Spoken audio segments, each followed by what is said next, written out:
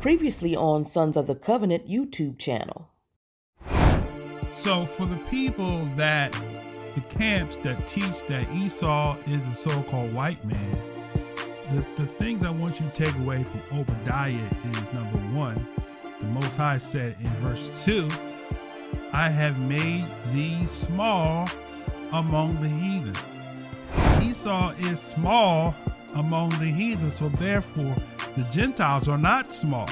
The times of the Gentiles is what it is. The Gentiles are ruling the world right now in every nation. And even in Africa, they look to the Gentiles.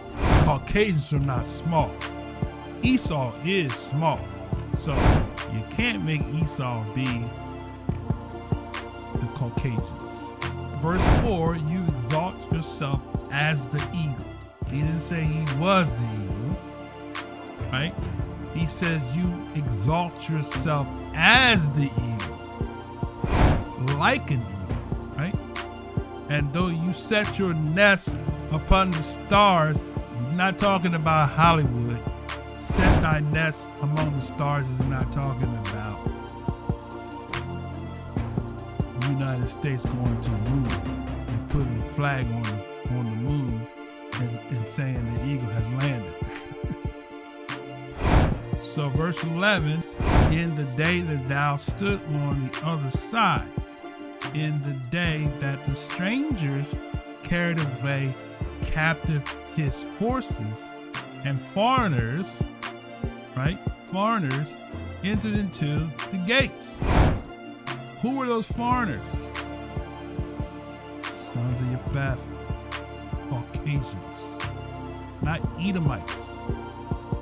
You know, historically, it was the Romans that made a capital there.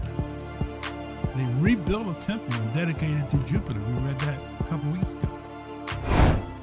The strangers, the Greeks, right? You had the Greek Orthodox churches there, right? All these strangers came in there and they put temples to their deity. Jupiter, Zeus. Jupiter, Romans, Zeus, Greeks, right? The foreigners entered into the gates and cast lots upon Jerusalem. He says, even you was as one of them. He didn't say he was one of them. You were as one of them, right? So Esau is separate from the Caucasians. It says that Yah said that he's going to the captivity of the host of the children of Israel shall possess the Canaanites. And the captivity of Jerusalem, which is in Sepharad, okay? Where's Sepharad? Sepharad is the ancient Hebrew word for the sea people, specifically Spain. So in Genesis 26, we look at it, we see it says that Esau would live by the sword and he would serve his brother. So when did that happen? That happened in the book of Maccabees when Hyrcanus had whipped them up, killed them all off, and he forced all them Edomites to convert or be kicked out the land. And they converted. At that point in time, they were still Edomites. They were not Romans. They were still Edomites.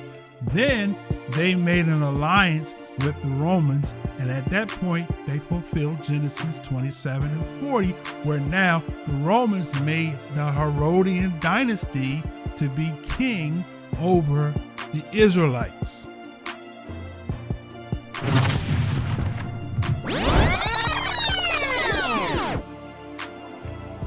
So Esau was not a Roman because when Yeshua was born, right? Yeshua was born under the Edomite rulership or the Herodian dynasty.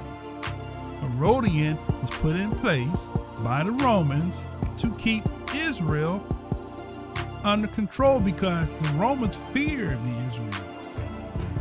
They knew Israel unified would be dangerous, just like us today. They fear Israel unified because Israel unified is dangerous to the nations. And the Most High said He's going to use Yehuda as His battle. That's the one I wanted right there. Join us each Shabbat, Saturday, 9 a.m., sons and daughters of the covenant.